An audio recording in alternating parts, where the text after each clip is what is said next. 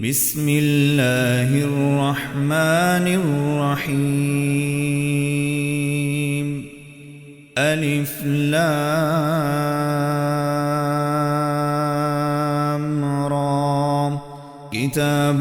أحكمت آياته ثم فصلت من لدن حكيم خبير ألا تعبدوا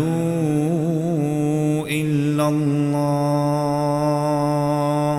إنني لكم منه نذير وبشير وأن استغفروا ربكم ثم توبوا إليه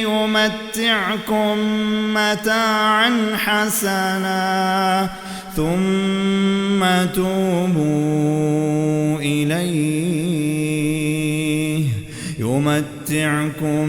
متاعا حسنا إلى أجل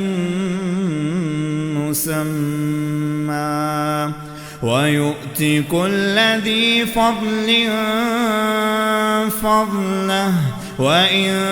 تولوا فإني أخاف عليكم عذاب يوم كبير إلى الله مرجعكم وهو على كل شيء قدير ألا إنهم يثنون صدورهم ليستخفوا منه ألا حين يستغشون ثيابهم يعلم ما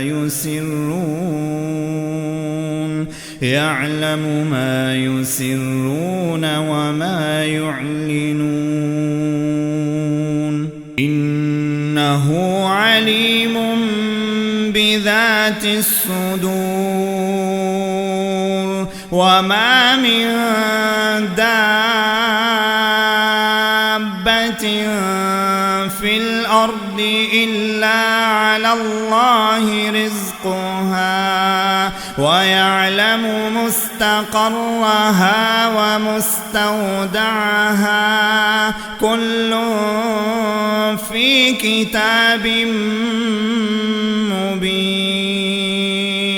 وهو الذي خلق السماوات والأرض في 6 أيام وكان عرشه على الماء ليبلوكم أيكم أحسن عملا ولئن قلت إنكم مبعوثون من بعد الموت ليقولن الذين كفروا إن هذا إلا سحر مبين ولئن أخرنا عنهم العذاب إلى أمة